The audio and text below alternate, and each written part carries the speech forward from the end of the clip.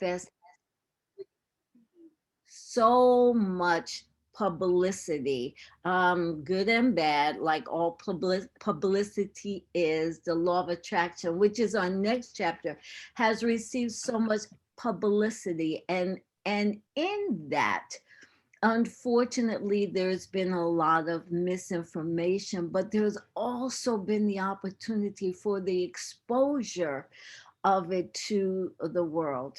Now, I dare say, correct me if I'm wrong, that there are certain things in the teaching that happen to be a little more complex and difficult to wrap our minds around than others.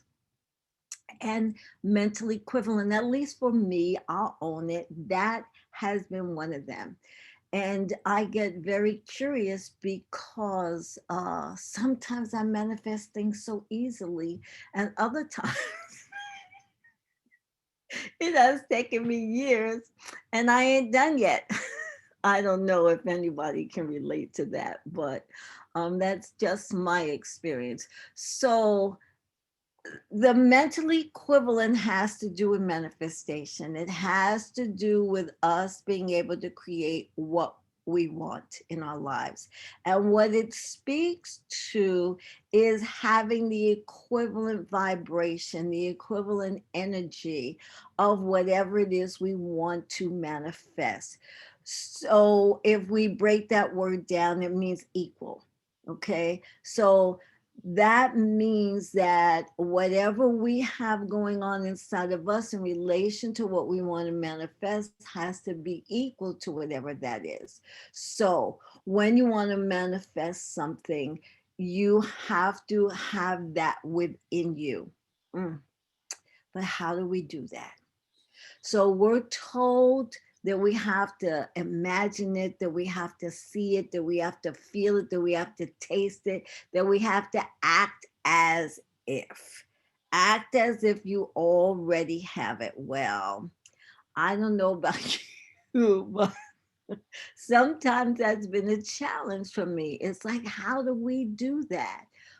What if you don't know how to do it? What if, like me, sometimes you don't have a clue? You don't know what it feels like. You don't have a reference point. You have no experience of it. What do you do? So this morning, I hope to shed at least a little light on how to create a mental equivalent if you don't have it and you don't know. So one of the things that I know is that you need to find out everything you can about it. Your understanding, your awareness, your feelings, you want to really understand it on a deep inner level. It has to be alive within you. So one of the things that Emmett Fox tells us is that you have to be interested in it and focus on it. So I'm going to give you an example. I think it's an example that everyone can relate to. My example that I'm going to use this morning is being rich. So, how many of us would like to be rich, to just like never have to worry about money, sustenance, supply ever again? Anybody have that desire? And if you don't, just bear with me, indulge me, okay? So, what is the inner equivalent to being rich? I've asked myself, what would it be like? What does it feel like to be rich? We might think of having a big home or a beautiful car, the fine things. But what is the inner conviction? What does it feel like inside? Because our teaching says, as within, so without. So, what would be going on inside of me, inside my spirit, inside my mind and heart, if I were to be rich, if I were to be the inner equivalent? what would it be like not to have my mind consumed by this bill and that bill, that not enough feeling, the background noise of how is this going to be taken care of? How is this going to be resolved? How is this going to be fulfilled? The bill, the leak, the car that needs fixing, the kids' clothes, snacks when friends come, the glasses, the dentist, and the dreams that might seem impossible. What would my mind be entertaining if the condition of lack was healed? What would I be thinking of? What would I be ruminating about? Spending time with the family in the backyard, hanging out, laughing, and having fun. Being on a beach somewhere with the family, on a cruise, having the money, the time, and energy for your daughter's dream of being a dancer or creating pottery, your son going to basketball camp, drawing, hey, hang gliding lessons, or maybe building a water pump in a village where there's no water, or homes for the homeless people that you may walk by. Yes, even in my beautiful little town of Bloomfield, we have a couple of homeless people. Thank goodness, only a couple. I would be peaceful. I would be content. I would be more joyous. I would be confident. I would be able to be more creative because I would be free of stress and free of worry and free of fear. And I would be grateful. One of our spiritual practices, I would be grateful. So when we're looking to create a mental equivalent or we're looking to manifest, we are told to focus on what we want, not on what we don't want, to ignore the unwanted condition. So most of us, though, because we worry, because we're concerned, because we're not in the right frame of consciousness, remembering who we are, most of us do ruminate on solving the conditions that we don't want instead of ignoring them. There's a beautiful little book that I read a while ago. It's called Well Done. And the book talks about what this person does to train whales, whales that you would go see at one of these amusement parks or whatever. And one of the things that they do with the whales is when the whales don't do what they want them to do, they ignore them. And when they do what they want them to do, whether it's a trick or whatever it is, they celebrate them and they feed them, they give them a treat.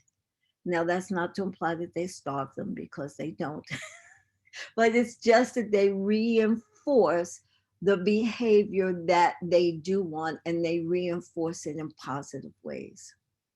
So, what would it feel like? What would your life look like? And what would you be doing? Who will you be? Now, I don't know about you, but I've asked myself these questions many times and have struggled to come up with answers sometimes. So, this is just a little aside. I'm going to put it out there. I thought it might be a really good idea if you want to practice working on your mental equivalent. You might want to get together with a couple of people. We could do a phone call or a Zoom call and talk about it and explore it more deeply and really take a look at this idea of mental equivalence. One of the things that I do is I look for evidence for what I want everywhere and I make it fun. I play, I make a game out of it and I have fun with it. I try and immerse myself in it, to think it, to breathe it, to see it, to speak it, to become it. And we're going to talk about spiritual mind treatment in just a few minutes as it relates to the mental equivalent. One of the things that's obvious is when you want to create a mental equivalent, you first make a decision about it, or maybe you first have a desire for it. That's probably first. And then you make a decision about it. I want to share with you um, a story about an experience that I recently had, because what I know is sometimes I don't do all of this imagining. I don't try and get myself into it. I don't look for it everywhere. Sometimes the demonstration happens so quickly, I don't even know what I did. Sometimes the demonstration happens without me going through a lot of heavy work for it. And I just had something happen. The synchronicity of spirit just always fascinates me. I just had something happen, which I'm sure was in preparation for this talk. And I want to share it with you. And then we're going to go into the textbook a little bit. So, a few years ago, my uncle passed away. And when my uncle passed away, it was clear that my aunt could not live by herself. So her son took her to live with him, and so she dismantled her house. And one of the things that she did was she gave my other cousin a Vitamix. And when I heard it, I was like, oh, I want a Vitamix. I had been wanting a Vitamix for a long time. Okay, and so I said, all right, I'll get a Vitamix. It's okay, I'll get a Vitamix. I went online and I looked, and the cheapest one is close to $400. Okay. So can't do that right now. I'll get one later. Okay. And I just forgot about it. In conversation with a couple of friends, yeah, I want a Vitamix. I did a cleanse, and I had to come up with recipes when I came off of the cleanse. And so many of them that I looked up said, use a Vitamix. Use a Vitamix. This is not going to work well in a blender. Okay. So in a meeting on Zoom the other night, and somehow it came up, and I mentioned I want a Vitamix. So the person I was in the meeting with said, Tony, you've mentioned that a few times. He said, I think I can help you with that. Let me check. I thought nothing of it. He calls me and he says, I got my Vitamix out of storage. May I drop it by? Boom. I got a Vitamix. Not brand new, in beautiful shape. It's okay. I did almost no work, but I got my Vitamix. But what I recognize, the reason that I'm sharing this story is because I now understand that I knew, I believed, I had the faith that at some point I would get a Vitamix. Of course, had I not been doing this talk, I never would have pieced all of that together. Our textbook, look, I'm going to tell you the truth. When I first read this chapter, I'm like, this is not even talking about the mental equivalent. What is this? Oh, but yes, it is. It speaks about it from a higher level. What this chapter is discussing and is saying is, if you understand principle, if you understand the spiritual laws and you believe them, you practice them, you have faith in them, you automatically have the mental equivalent for whatever it is you want to demonstrate, manifest, create, be, do, or have. So from page 283, faith is a mental attitude which is so convinced of its own idea, which so completely accepts it that any contradiction is unthinkable, impossible. Page 284, faith looks to the invisible, and instead of seeing a void, it fastens its gaze upon a solid reality. Faith is not hope, it is substance. It does not look away from itself. Being substance, it looks within itself. On page 188, the textbook says, one should analyze himself, saying, do I look at myself from a standpoint of restriction? Do I see life limited to the eternal round of getting up in the morning, eating, going to work, coming home, going to bed, sleeping, getting up again, and so on? In other words, doing the same thing all over again. It says, break the bonds of apparent necessity and see life as one continuous expression of the infinite self. A little further down in the paragraph, it says, as this concept dawns upon you, the understanding of spirit and spirit being within us and available to us, and that creative essence, as this concept dawns on you, your outer conditions will change. Both Emmett Fox and Holmes focus on spiritual mind treatment and feeling. So Emmett Fox wrote this little book called The Mental Equivalent. And there's one particular thing in it that he points out that I think is really important to understand and know. He says, he draws our attention to the law of polarity. And he says, anything that is ever produced in the universe is produced by two other things, two poles. There is a trinity. And cultures, religions back throughout time have all had some aspect of the Trinity: mother, father, the child, protons, electrons, atoms, activity, material, production, producing something. In the building up of thought, he says the two poles are clarity of thought, and warmth of feeling, the knowledge and the feeling. He says that 99 times in 100, the reason metaphysical students don't demonstrate is that they lack the feeling in their treatments. When they talk about their troubles, they're full of feeling, but when they speak truth, they are about as cold as a dead fish. And he says, I cannot think of anything chillier than a cold fish unless it's a metaphysician who has lost his contact with God. So true, so profound. I'm going to say it again.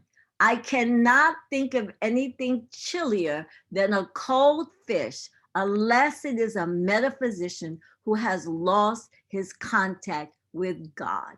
And that is what it is all about.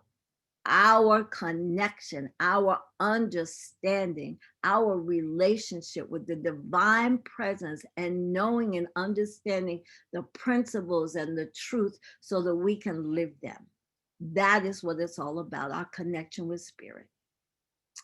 In our textbook on page 280, it says, we find that this essence of power of prayer is faith and acceptance. Again, two polarities. The first necessity is faith. Jesus says, as ye believe, it is done unto you. The whole teaching of Jesus was based on the theory that we are surrounded by an intelligent law, which does unto each of us as each believes. On page 281, faith then touches a principle which responds. Faith touches a principle which responds. All prayers will be answered when prayed aright. Let's take this into treatment.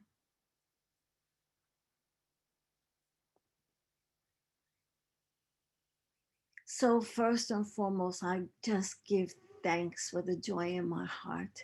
I give thanks for this teaching and for the opportunity to know the truth.